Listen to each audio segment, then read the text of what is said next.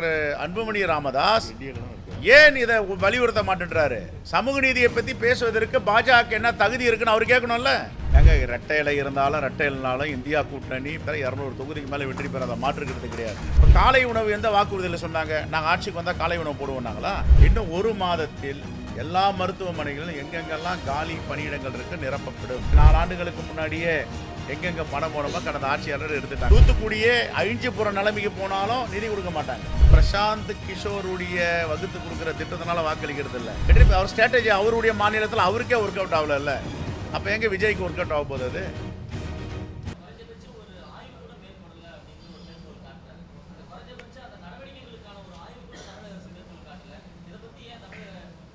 இல்லைங்க, 2 விஷயம் நம்ம தெளிவாக. கேஸ்ட் சென்சஸ் ஒரு மாநில அரசு எடுக்க முடியுமா?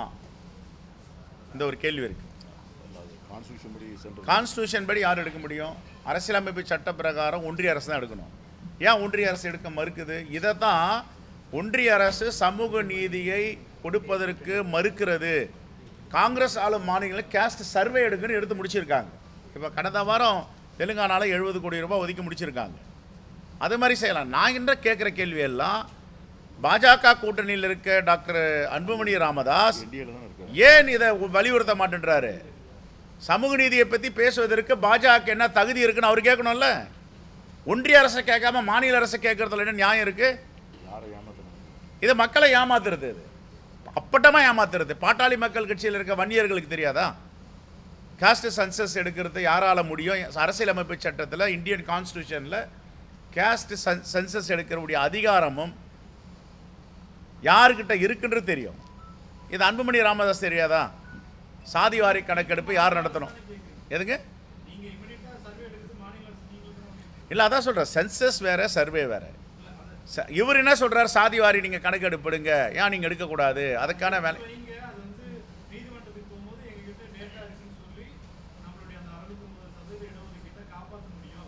இல்லை. ரைட்டுங்க. இல்லை, நான் கேட்குறது நீங்கள் கேட்ட கேள்விக்கு பீகாரில் எடுத்தாங்க, கர்நாடகாலையும் எடுத்திருக்காங்க. பீகாரில் இன்றைக்கி எதுக்கு உச்சநீதிமன்றத்தில் தடையாணை வழங்கியிருக்காங்க? உங்களுக்கு அதிகாரமே இல்லைன்றாங்க. இந்தியன் கான்ஸ்டியூஷன் பிரகாரம் ஒரு மாநில அரசு சாதிவாரி கணக்கெடுப்பை எடுக்க முடியாது அப்படின்னு ஸ்டேல இருக்குது. எடுங்கன்னு சொல்கிறேன் சார். நாங்கள் எடுக்க வேணாம், நாங்கள் அதிலே தானே ஊறி போயிருக்கோம். இப்போ கர்நாடகாவில் எடுத்திருக்காங்க, ஆந்திராவில் தெலுங்கானாவில் எடுத்திருக்காங்க. எடுங்கன்னு சொல்கிறோம். நாங்கள் சட்டப்பேரவையிலே பேசியிருக்கோமே. சாதிவாரி கணக்கெடுப்பு நடத்த முடியாது, சாதிவாரியுடைய விவரங்களை சர்வே பண்ணலாம், எடுக்கலாம். ஆனால் அந்த டாட்டா பேஸ் போதுமா நீதிமன்றத்துக்குன்றது இன்னொரு கேள்வி இருக்குது. இதை தானே பீகாருக்கு தான் இன்னொரு மாநிலத்துக்கும்.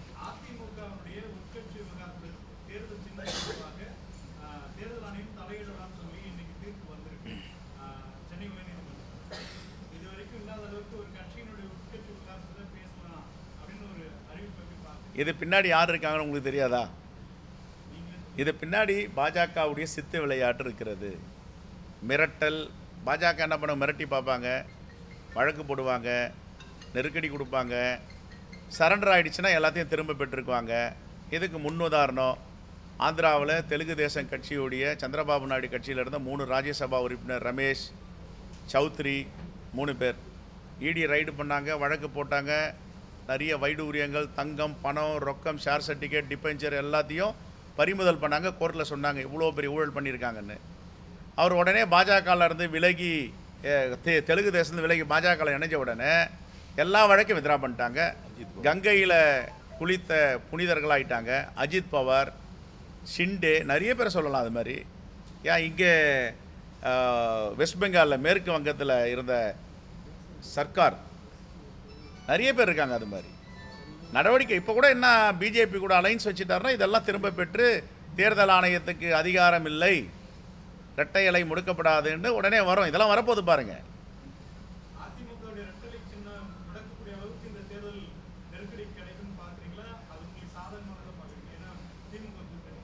ஏங்க, ரெட்டை இலை இருந்தாலும் ரெட்டை இலைனாலும் இந்தியா கூட்டணி பெருவாரியான வாக்கு வித்தியாசத்தில் 200 தொகுதிக்கு மேலே வெற்றி பெறாத மாற்றுக்கிறது கிடையாது. சமூக நல திட்டங்கள், மக்கள் பணிகள் தான் பேசப்படுது இந்த தேர்தலில்.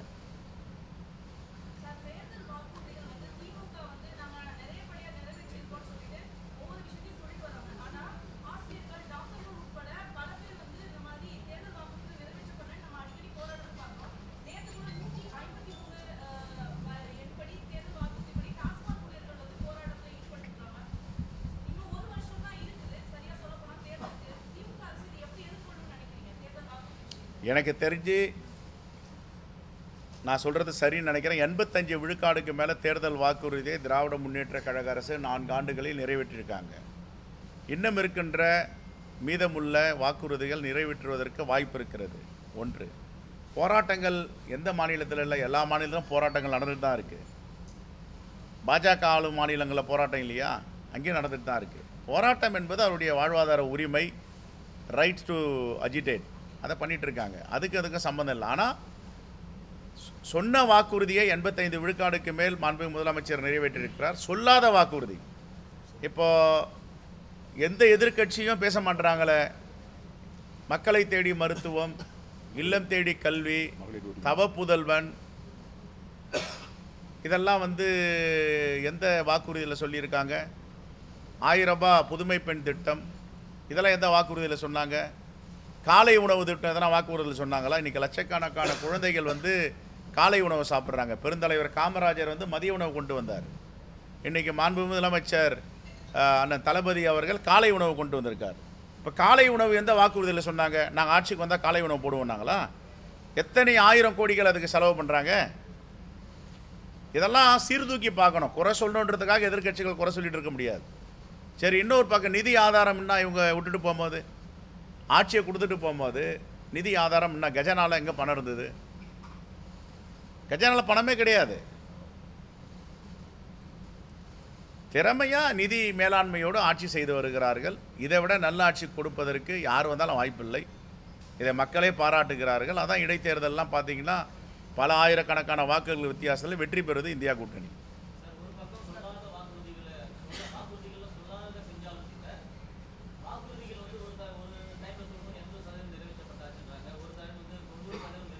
ஆமாம், 80க்கு அடுத்து 90 தானே.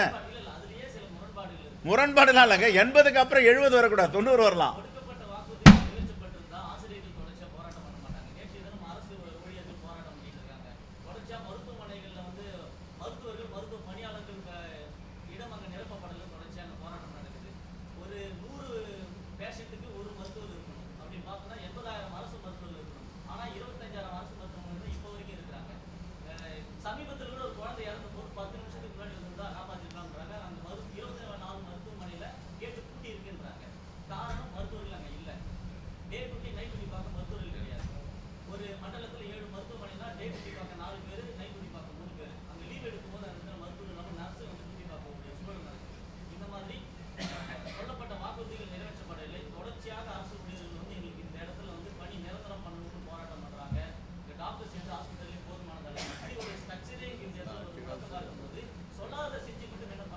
ரைட்.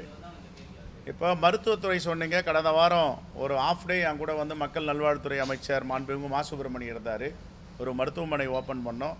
என் தொகுதியில் ஒரு மருத்துவமனை தரம் உயர்த்துக்காக இன்ஸ்பெக்ஷன் போயிருந்தோம். அப்போ அவர் பத்திரிகையாளர் சந்திக்குமா சொன்னார், இன்னும் ஒரு மாதத்தில் எக்ஸாம் வச்சு டாக்டர்லாம் எடுத்துட்டாங்க. இப்போ போஸ்டிங் போடுற வேலை நடந்துகிட்ருக்கு. ரேங்க் லிஸ்ட் இன்னும் 1 மாதத்தில் எல்லா மருத்துவமனைகளிலும் எங்கெங்கெல்லாம் காலி பணியிடங்கள் இருக்குது நிரப்பப்படும் அப்படின்னு சொல்லியிருக்காரு. நம்பர் 1. நம்பர் 2, சில இடங்களில் நீங்கள் கேட்ட மாதிரி குழந்தைகள் இறப்பு போயிட்டாங்க அப்படின்னும் போது இதையெல்லாம் தவிர்க்கணும். அதில் உங்கள் கருத்தில் நாங்கள் மாறுபடலை. சரியான முறையில் கவனிக்கணும். மருத்துவர்கள் தாயுள்ளத்தோடு மருத்துவம் அளிக்கணும். இந்த குழந்தைகள் இறப்பெல்லாம் தவிர்க்கணும். இதுதான் உங்களுடைய பார்வை, தான் எங்களுடைய பார்வை. அதை தொடர்ந்து நாங்கள் பேசிட்டு தான் வரோம். நேற்று கூட ஜிஹெச்சில் ஒரு எங்கள் கட்சிக்காரை பார்க்கும்போது அங்கே சில ஆலோசனைலாம் சொல்லிட்டு வரோம். ஆனால் இன்றைக்கி இந்தியாவிலேயே மருத்துவத்தில் நம்பர் 1 மாநிலம் தமிழ்நாடு என்பதை யாரும் மறுக்க முடியாது. இந்தியாவில் மட்டும் இல்லை, ஏசியாவிலேயே ஒரு மெடிக்கல் ஹப்பாக இருக்குது. இன்றைக்கி துபாயில் இருக்கிறவங்க, மிடில் ஈஸ்டில் இருக்கிறவங்க, ஈவன் சிங்கப்பூரில் இருக்கிறவங்களாம் இங்கே போய் மருத்துவம் பார்த்தா விலை கம்மியாக இருக்குது, காசு குறையுது, நல்ல மருத்துவம்னு இங்கே வராங்க. அப்படின்னா ஒரு தமிழ்நாட்டில் ஒரு மிகப்பெரிய மெடிக்கல் ஹப் உருவாகிருக்குன்னா அது பாராட்டுக்குரியது.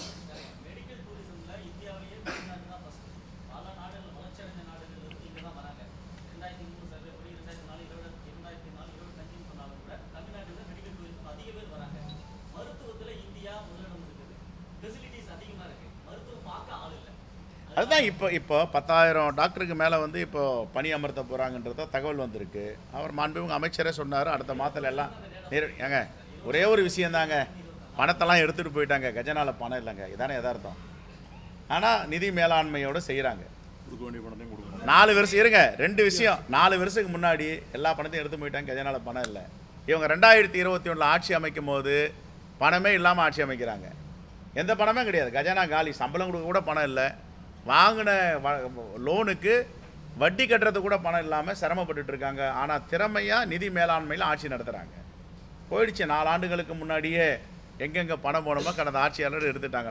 நம்பர் 2, நம்முடைய வரி பணத்தை நம்முடைய பங்களிப்பை வாங்கி கொண்டு ஒன்றிய அரசு ஏன் கொடுக்க மறக்கிறாங்க?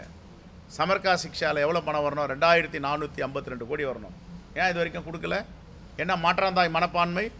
நீ வந்து PMSTயில் வந்து கையெழுத்து போடு, புதிய கல்விக் கொள்கை திட்டத்தில் கையெழுத்து போடு, கையெழுத்து போட்டால் தான் கொடுப்பேன்னா அது என்ன அராஜகம்? அது இந்தியாவுக்குள்ளே தானே தமிழ்நாடு ஒரு மாநிலமாக இருக்குது.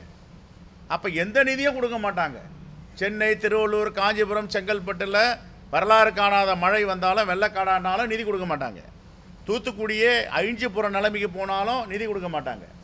அப்போ எந்த நிதியும் கொடுக்க மாட்டாங்கன்னா தமிழ்நாடு வந்து இந்தியாவுடைய ஒரு அங்கம் தானே. பத்திரிக்கையாளர் நீங்கள் தான் கேட்கணும், எழுதணும். ஏன் தமிழ்நாட்டை புறக்கணிக்கிறீங்க? இன்றைக்கி இந்தியாவிலே 2வது மாநிலம் நிறைய வரி பணத்தை கொடுக்குறதுக்கு ஒன்றிய அரசுக்கு GST கொடுக்குறது தமிழ்நாடு தான். நம்முடைய பங்களிப்பு நம்முடைய உரிமை கொடுக்க மறுக்கிறாங்கன்னா நீங்கள் தான் கேட்கணும். அது எப்படி ஒரு தமிழ்நாடு அரசு இயங்கும்? நான் நிதியே கல்விக்கு நிதி கொடுக்க மாட்டேன், நேச்சுரல் கலாமிட்டிக்கு நிதி கொடுக்க மாட்டேன், எந்த நிதியும் கொடுக்க மாட்டேன். ஏற்கனவே உள்ள நிதியெல்லாம் வேறு மாநிலங்களுக்கு உத்தரப்பிரதேஷ், பீகார், ஆந்திராவுக்கு பிரித்து கொடுத்துருவேன். குஜராத்துக்கு நிறைய நிதி கொடுப்பேன்னா எப்படி? அது அராஜகம் நடக்குதுங்க. அது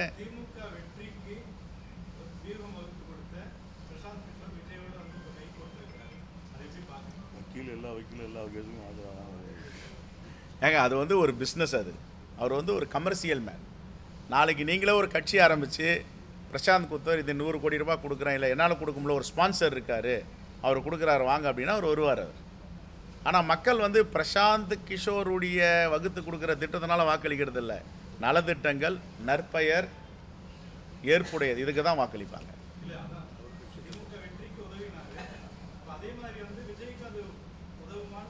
அவரே தோத்து போனார்.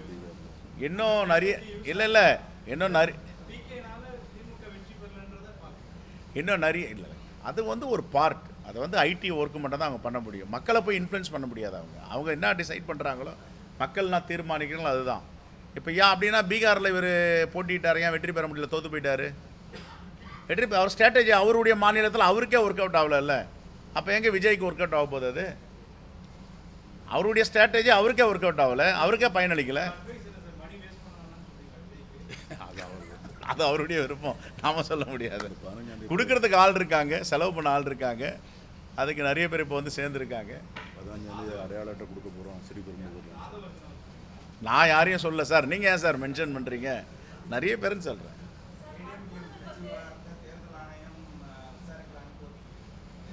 அதான் சொல்லிட்டேன் ஏற்கனவே, பாஜகவின் சித்து விளையாட்டு.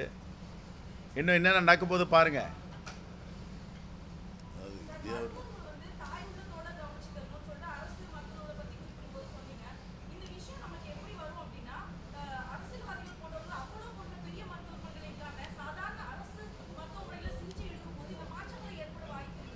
எங்களுக்கு எதனா நோய்வாய்ப்பட்டால் நாங்கள் அங்கே தான் போய் படுப்போம். கம்யூனிஸ்ட் தலைவர் பாலகிருஷ்ணன் உடம்பு சரியில்லாமல் இருந்தார். ஐயா நல்லக்கண்ணு RNK தொடர்ந்து அங்கே தான் போய், எங்கள் தலைவர் காங்கிரஸ் தலைவர் குமரி அனந்தன் அங்கே தான் போயிட்டு மருத்துவம் பார்க்குறாரு. நாங்கள்லாம் அங்கே தானே மருத்துவம் பார்க்குறோம். நேற்று கூட போயிட்டு வந்தோம். முன்னுதாரணமாக வரவேற்கத்தக்கது. இதுபோன்ற செய்திகளை மேலும் தெரிந்து கொள்ள எங்களது யூடியூப், ஃபேஸ்புக் மற்றும் ட்விட்டர் ஆப்களை சப்ஸ்கிரைப் செய்யவும்.